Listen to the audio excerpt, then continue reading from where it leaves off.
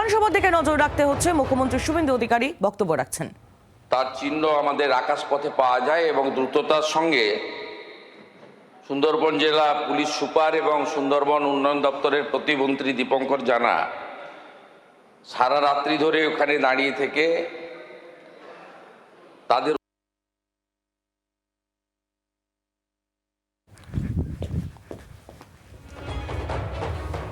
বালাসরে রয়েছেন। বাকি অধিকাংশই হাওড়া জেলা, নদিয়া জেলা এবং পূর্ব মেদিনীপুর জেলার সমুদ্র উপকূলবর্তী এলাকার ফিশারম্যানরা ছিলেন।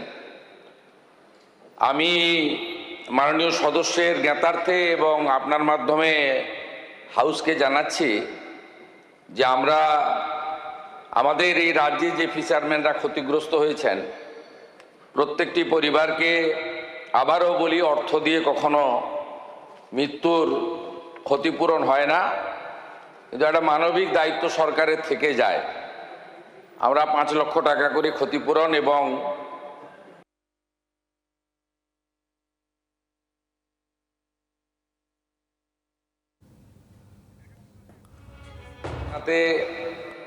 কাজের জন্য সিদ্ধান্ত নিয়েছি। এটা মাননীয় সদস্যের জ্ঞাতার্থে জানালাম এবং আগামী রবিবার দিন রামনগর 1 নম্বর ব্লকের প্রশাসনিক কার্যালয়ে তাদের চেক হস্তান্তর করা হবে। সাথে সাথে গতকাল ভোরে আপনারা জানেন যে আমাদের জলপাইগুড়ির বেশ কিছু শ্রমিক সিকিমে তারা বিপর্যস্ত অবস্থায় পড়েছিলেন এবং এখনো পর্যন্ত ওখানে আমরা কালকেই, আগে তো রাজ্য সরকারের যে ফিক্সড উইংস ছিল প্লেন কেবলমাত্র একজনই ব্যবহার করতেন, সম্রাজ্ঞী। সরকারের আর কারো উঠার কোনো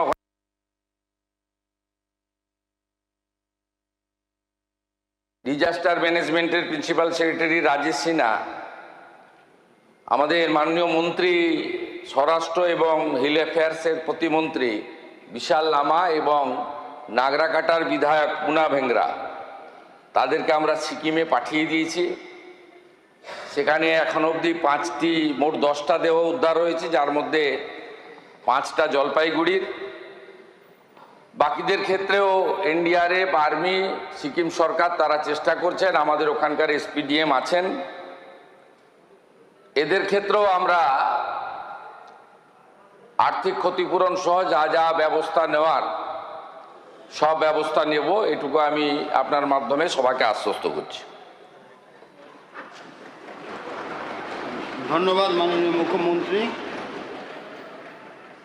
মাননীয় সদস্য শ্রীমতী মিতালি মাল।